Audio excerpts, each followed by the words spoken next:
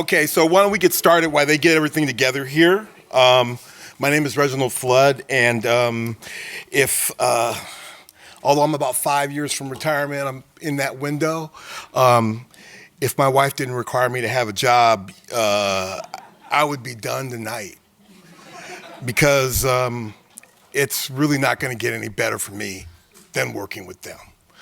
And that's, you know, and we're talking decades, folks. Now, that doesn't mean that they aren't demanding, right? And that they didn't have some special issues. But what I was really affected by is their sort of powerful energy and their thoughtfulness and empathy, how they work together as a collective. We're going to see pieces from Rachel Weathers and Jordan Chenette, but those pieces are really shared by everybody, not only in the reading, but in the workshops that we did, all right? So as my gift to you, I want to read a short poem, and then I'll let you guys get on with it, okay? It's a poem that I've held dear to myself for a long time, but this class made it real. It's called Talk by Kwame Dawes. It's for August Wilson. No one quarrels here. No one has learned the yell of discontent.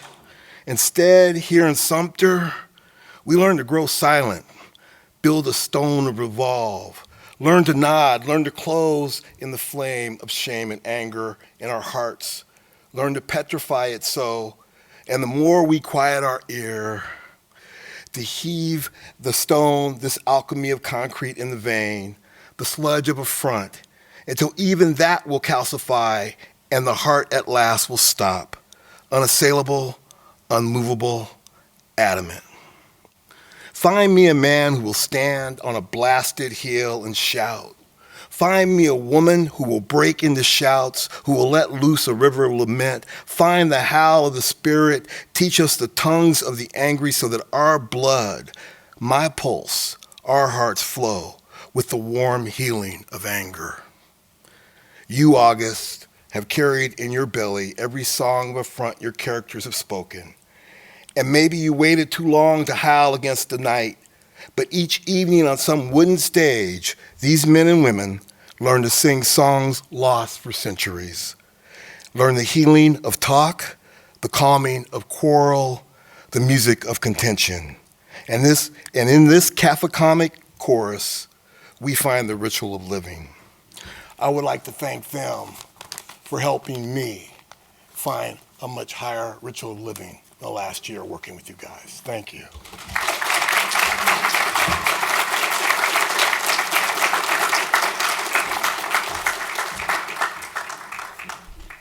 So my play is titled Break the Silence, and I chose to focus on the issue of domestic violence. We're going to be reading the last two scenes of the play, so I'm just going to recap how it started off.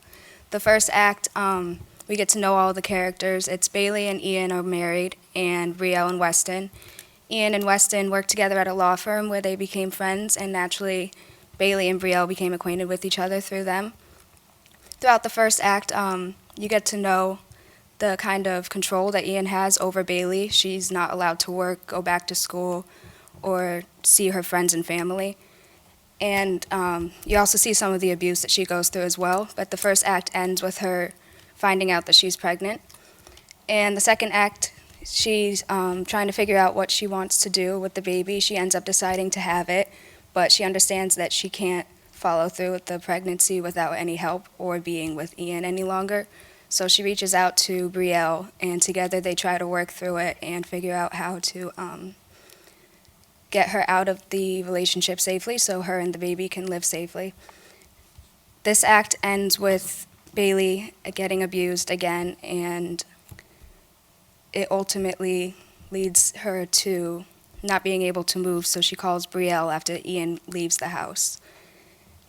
The third act, which is the final act, Bailey ends up going to Brielle's house from the hospital. There that she found out that she had a miscarriage from the abuse. And Brielle and Bailey together explain everything to Weston, and he ultimately decides to help Bailey by being her attorney, but he understands that he needs to keep his friendship with Ian like it's completely normal, to keep it a secret until they figure out how to move forward with the divorce. And that brings us to the last two scenes.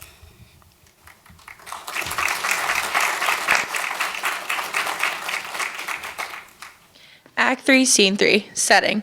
Weston and Ian are sitting at a table in a bar under a spotlight. So. Hello? Oh, thanks. So, is everything okay? You're not usually one to miss a day. Sips beer. I told you I just have a lot to take care of. How was dinner with Brielle? It was good. We haven't gone out in a while. Where'd you go? Just that Thai place down the road. They're pretty good there. Yeah. How's Bailey doing? Stares blankly at Weston. She's all right. I'm not sure how she's feeling with me lately. Has Brielle been talking to her? I'm not sure. She hasn't mentioned it. Think you can ask her for me? I'm kind of in the dark right now. She's barely talking to me. Yeah, I can try. Did anything happen? We got in a fight a little while ago.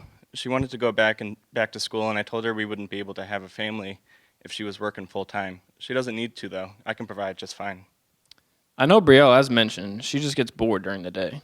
She's got enough to focus on to keep her busy. Oh, then I'm with you. I don't know what her problem would be.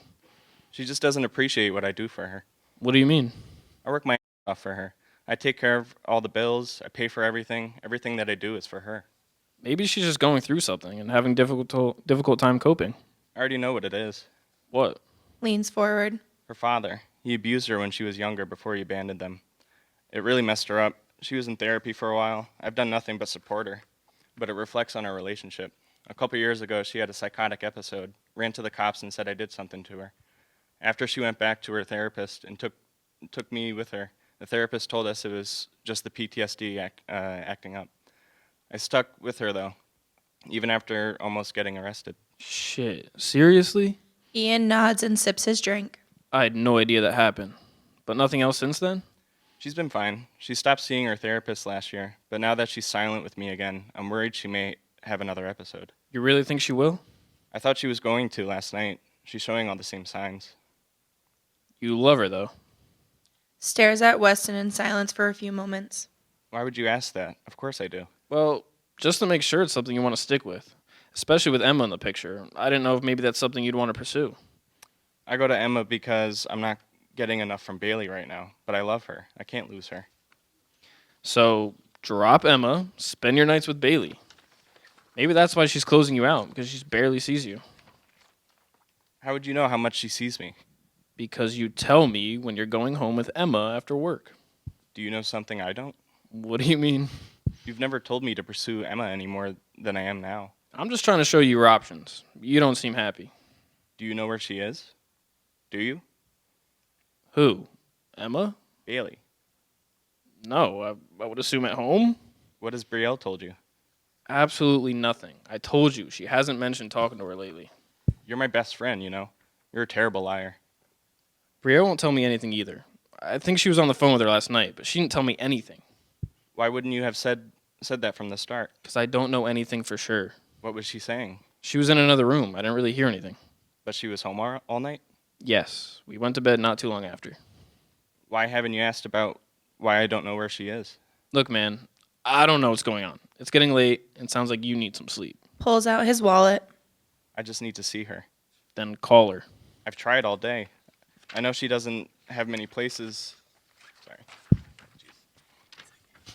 No, she doesn't have many places to go, but she hasn't charged anything since last night.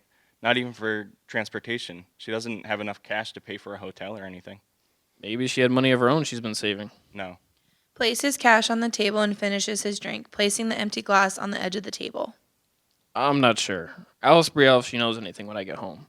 You should get some rest. I'm sure she's fine and probably just needed some rest herself. Stands from table. Ian stands, grabbing Weston's arm. Is she with you? I told you, I don't know anything. Smiles and lets go of his arm, taking a step back. Okay, I'll see you. Nods before exiting. Lights dim. End of scene. Act 3, Scene 4. Setting. Brielle and Bailey are sitting on the couch in Brielle's living room. Weston is calling. Put it on speaker. Hey, are you on your way back? Yeah, he knows. What do you mean he knows? What did you say? Nothing. I swear I tried to play along with him. He said he thinks you're having another psychotic break, Bailey. That a few years ago you went to the cops about him and the therapist said it was your PTSD. At first he made it seem like you were giving him the silent treatment, but he kept asking questions. Like what? If you've been talking to Bailey, what I knew, by the end he said he doesn't know where she is and just wants to find her. I told you he was going to break and would come looking for me. Are you positive he knows I'm here? Before I left, he asked if you were with us. I told him I didn't know anything, and he just said he'll see me. Looks at Brielle. He's going to come here. We need to go. No, don't leave. I'll be back soon. I don't think he'd be dumb enough to come tonight when he knows I'll be there. Yeah, he would be. I'm a few minutes away. Can we call the cops just in case? I mean, I guess, but I'm not sure what they do. They can come here, make sure he doesn't show up. I don't think they'd want to send anyone there to see if something will happen. Wes, they'd be doing their job by coming and making sure she's safe. I'm gonna call them now. Okay, I'll see you in a few. I know he'll come tonight. I believe you, which is why I'm calling them. Exits room with the phone to her ear. Bailey stands and starts pacing the room. Fidgeting with her sleeves, Brielle re-enters. They're gonna send someone out now. I told them about the report you filed so they would take it seriously. I want to leave. Wes will get here before him no matter what, and when the police will get here shortly after, he's not gonna get to you again. Shakes head, still pacing. No, if he's mad. If he gets here, he'll do anything to get to me. It's not safe for you or Wes. I left. I told you guys. He probably already knows I'm trying to move against him. Brielle, we won't let anything happen to you. He's dangerous, especially now. Enters room. Did you call the cops? They're sending people. Looks at Bailey. Are you okay? Does she look okay? He'll hurt you guys to get to me. How far out are the police? Dispatcher said probably 10 to 15 minutes. So we're fine. You won't get here before them. Did he leave after you? Yeah, when I pulled out, he still didn't come outside. That still isn't a lot of time. I think it's enough, though. Sit down, take a few deep breaths. You don't look so good. I can't sit. I'm terrified. Last night was bad, but this is definitely his breaking point with me. Not that it means anything, but he did say he loves you. Brielle and Bailey both stare at him in silence. Sorry, just maybe he doesn't want to really hurt you again. Trying to be positive. It's not working. His love for me is toxic. He'll do anything to keep me in his possession. Okay, well, I'm the man of the house. If he were to get here first, I'll... Gets cut off by a knock on the door. The three exchange looks. Bailey, go to the bathroom and lock the door. Bailey hesitates before quickly exiting. Brielle nods at Weston to open the door. Ian walks right in.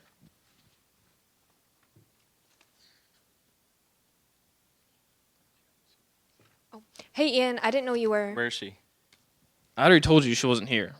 Are you okay? Have you been drinking all night? Rubs his face and pushes back his hair. I don't know what she's telling you guys, but you can't listen to her. This has happened before, and it was all a misunderstanding. I can prove it to you. Ian, I think you should go. Not until I see her. She needs to come home. Bailey! Okay, I tried. Listen, she was here earlier, but she's not anymore. We can't tell you where she is. You need to believe me. She's not healthy. She needs me. She needs you to let her go. Stares at Brielle before reaching into his waistband and pulling out a gun, pointing it towards the two, who both instinctively put their hands above their heads. Where is she? Where the did you get that? Ian, she's not here. Don't do anything stupid. We can get you help. Slowly stepping forward. I'm not the one that needs it. You need to understand her past. We do, but this can't go on any longer. Just let me see her. Enters room and stands on opposite side. Ian, put the gun down. Babe, please come home. I'm sorry about last night. I'm scared to lose you. Slowly stepping closer. I believe you. I just got scared. I didn't get to tell you yet, but I was pregnant. I had a miscarriage last night, and I didn't know what to do after. I'm sorry. Arms drop down slightly. You were pregnant, I was going to surprise you. but it's gone? Stops walking once she reaches Brielle and Weston. Yes, I'm sorry I didn't tell you sooner. I wanted to make it special. I know how bad you want to be a father. How do I know you're telling the truth? You always lie to me. I wouldn't lie about that. Can you just come home? We can fix this. Just put the gun down. Leave them out of it. This is just between us. What have you told them? That we were arguing and there was an accident. I came here after because I didn't know if you were going to come home and I needed some support. You ignored me all day. I didn't know how to tell you. That is what she told us. I didn't want to be the one to tell you. Bailey, let's go. Two police approach behind Ian. Put it down and we can go home. Police, lower the weapon to the ground and put your hands in the air. Ian waits a few moments and while still watching Bailey, bends over to place the gun on the ground and raises his arms up while standing back up. The police approach him from far behind and begin to cuff him. He doesn't break his gaze from Bailey until they escort him out of the door.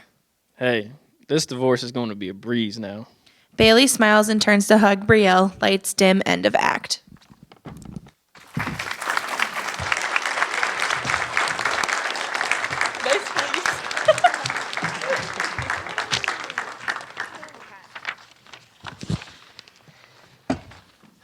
Hello, my name is Jordan Chenette. My piece is going to be the second piece read from our class. Just like with Rachel's, we're only going to be doing a couple scenes from my play. My full play is 2 acts. You're going to be seeing a scene from the middle of Act 1 and the end of Act 1. Since the end of Act 1 kind of leaves things open-ended, I'm going to explain to you kind of the full course of what happens in my play, so it makes sense. So in Act 1, we're introduced to 5 characters who are in a group therapy session with the therapist Nathaniel. They're all there to work through the loss of a parent, which they have all just recently experienced. That is the entirety of Act 1. In Act 2, it begins with the diagnosis of one of the characters having dissociative identity disorder. DID used to be called multiple personality disorder.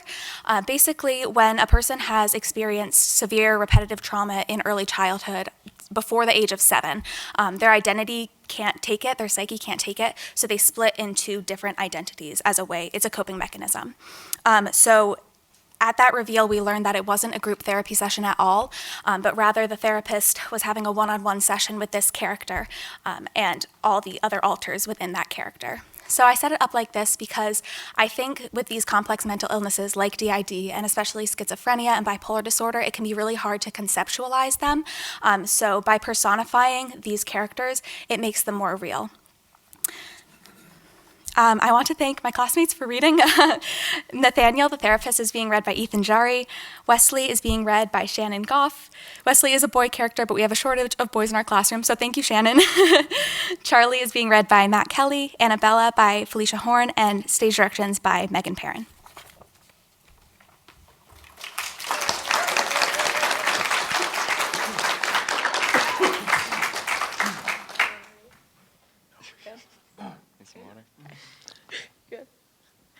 Act 1, Scene 2. Nathaniel turns to return to his seat. As he does, Eden, Annabella, Haley, Wesley, and Charlie enter and take their seats. Through the entire show, between each scene, each should have changes in their costuming to indicate the passage of time.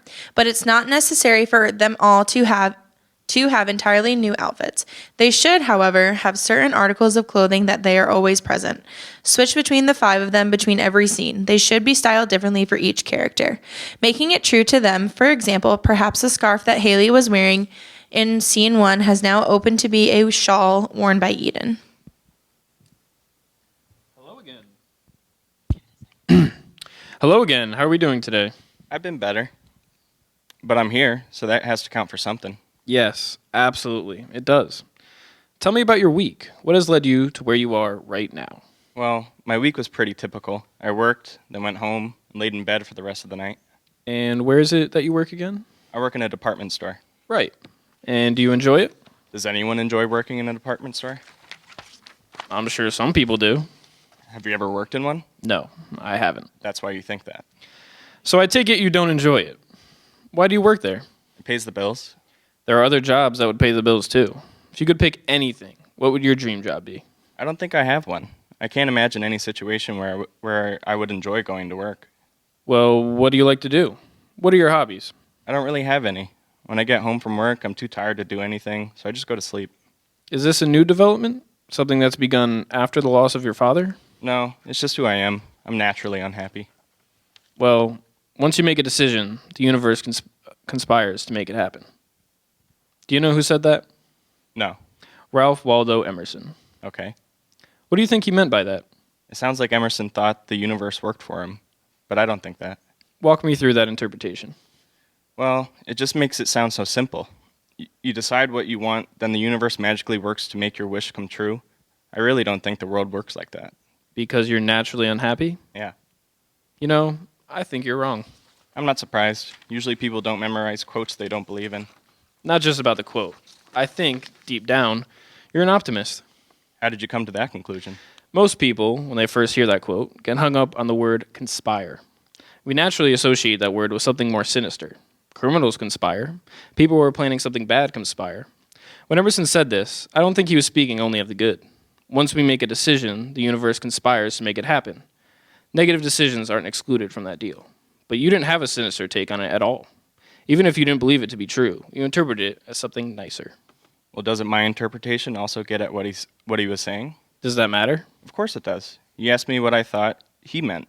That's what I thought he meant. Regardless, That's what you interpreted it to mean, is it not? It's the meaning through your eyes. I guess. That says a lot about you. There's an optimist hidden inside of you. I think you've misunderstood me. Well, to be great is to be misunderstood. Also Emerson. I'm not trying to be great. I'm just trying to survive. But why stop yourself there? Why are you so against optimism? I'm not against people who are optimists. I just think you're wrong to label me as one. Well, then why are you so devoted to being a pessimist? How can I help you push harder to do more than just survive? You deserve more than that out of life. I've learned the hard way that life, the universe, doesn't owe me. But don't you think if you put in the work that the universe might just work with you for once? No. There's no possibility of it. No. But it happens every day. Not for me. Maybe not yet, but one day it could. Not for me. Okay. Well, one last bit of Emersonian wisdom for you. You become what you think about all day long. You really like Emerson. I appreciate his outlook on life. An actual optimist. Out of many, you included. Yeah, whatever you say. Out to the whole group. You know, the way you view yourself matters. Emerson aside, there's a lot to be said about what you believe to be true and how you label yourself. For example, let's say you're an alcoholic who wants to get sober. When someone asks you if you want to drink, you could say, I can't, I'm trying to get sober. Or you could say, I can't, I'm sober. The way you view and identify yourself impacts your actions. The best way to become who you want to be is to label and think of yourself that way. Don't you think? Addresses Annabella directly. You sort of hinted at this idea in our first session, when we were talking about your job. You're struggling with feeling incapable, so you're here to learn how to not feel that way, or subsequently view yourself that way. It's all interconnected, you see. Out to the whole group. What do you think? Yeah, I would say that's true. Good. What else do you think? Well, I think that your mood can definitely affect the way your day plays out. Yes, keep going. Okay, well, if you're already in a bad mood when you wake up in the morning, then you might interpret certain things differently than if you woke up in a good mood. Exactly. That's exactly right. Out to the whole group. So how do we take this idea and use it to our benefit? Obviously, we can't be happy all the time. There's a pause before anyone answers. Read more Emerson? Well, I don't think that would hurt, but perhaps a more effective strategy would be to work through the things that lead to unhappiness. Isn't that what we're here to do? I think that is definitely part of it, but that's really up to you to say. If you believe we're here to work through the negativity in life, then that's what we're here to do. You tell me, why are you here? Well, I guess I am here to work through that negativity. You guess? I'm here to talk about the death of my father. I'm not sure the word negativity properly encompasses that. Well, what word would you use? To describe how I'm feeling about my father dying? Sure. If you had to pick one word to encompass it all, which would it be? I guess anger. Be certain. Well, there's a lot of words I can use. What led you to pick anger over anything else? With the tone of obviously. Because I'm angry. And that's at the forefront of your... Oh, sorry. And that's at the forefront of your life right now? Only when I think about my father and his death. What about it makes you angry? All of it. Could you be more specific? Are you mad that you don't have any time left with him? That you didn't get the chance to properly say goodbye? I'm mad that the chance for us to actually have a relationship is gone. Keep going. My whole life, I've held on to the notion that one day things could get better. I've held on to the idea that even though things aren't okay between us now, one day, maybe they could be. Now I know there was never really the chance for a good relationship between us. But as long as he was still alive, I could pretend that there was a chance. That's gone for good now. Out to the whole group. When we lose someone, we don't only have to say goodbye to the time we had with them, but the time we could have had. Making peace with losing what might have been and can be one of the hardest parts of grieving. I wish I could say that it goes away, but I don't think it ever really does. We just learn how to deal with it, how to live through it. With time, you will learn how to do that. To Wesley. Thank you for your honesty. Let's stop there for the day. Everyone gets up and leaves. Nathaniel moves downstage. Progress report. Things are still going well. I think we're moving forward and making progress, although I do have some concerns. There seem to be some changes in mindset happening rather quickly. I worry that some moments aren't actually honest, but rather trying to meet an expectation. I'm not sure yet, but we'll get there. Act 1, Scene 4. Nathaniel returns to his seat. Everyone enters and sits. Hello. How's your day going? It's been fine. I want to spend our time today picking up right where we left off last session. What was your life like after your mother was gone? What do you mean after she was gone? After she left? I never knew my mother. I'm sorry? My entire life, it was just my dad and I. I'm sorry, I'm just a bit confused. Are you thinking of a different client? Shouldn't you be able to keep track of your clients? Flipping back through his notepad. No, I'm able to keep track of my clients. I have it all right here. Well, it really doesn't seem like it. Staying seated but turning in his chair to face the audience as if he was in a downward stage monologue. All other characters freeze. And this is where I really started to fall apart. We continued like this, with the same constant confusion, week after week for months. I would say something I was sure to be true, just to be contradicted. Every week felt like I was just reaching to understand something beyond me. I started to just throw things at the wall, trying to find something that would stick. I was becoming frustrated and impatient. Then one week, Annabella said it best. He turns back to face them. How do I feel about my father dying? Sure. If you had to try to put it into words, what would you say? It's a little complicated. Come on. That's a complete cop-out answer. That doesn't put anything into words. Please, just try, Anna. You've done it before. Annabella.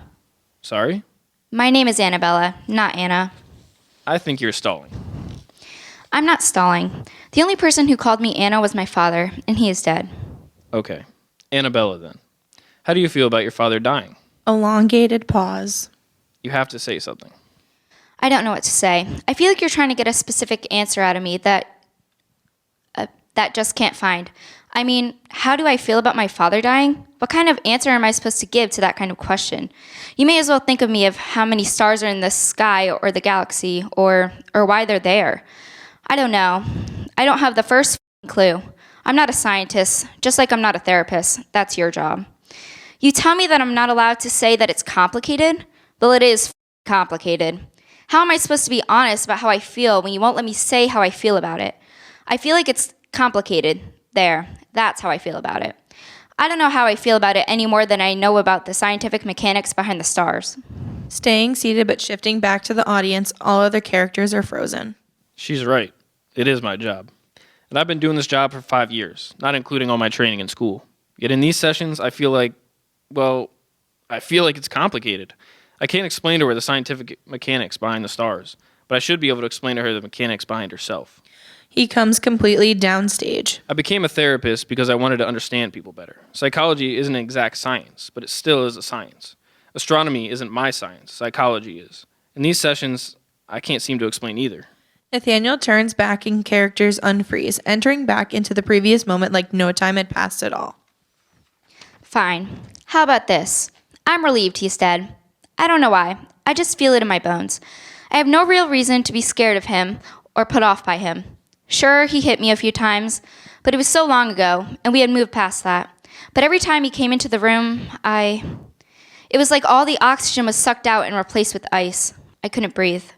I felt frozen, like I was carrying a ton of bricks and weightless all at the same time.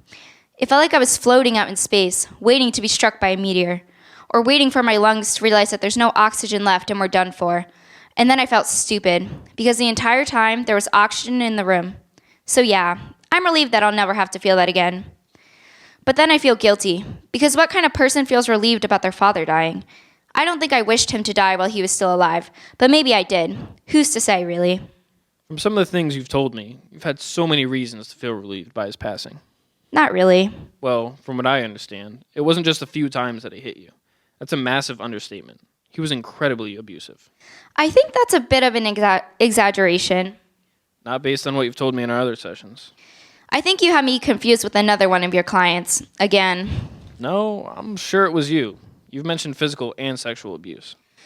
Well, you're sure wrong. He wasn't exactly an emotionally available man, but he wasn't abusive in that way. Stays seated but shifts to face audience. Everyone else freezes. And then it started to come into focus.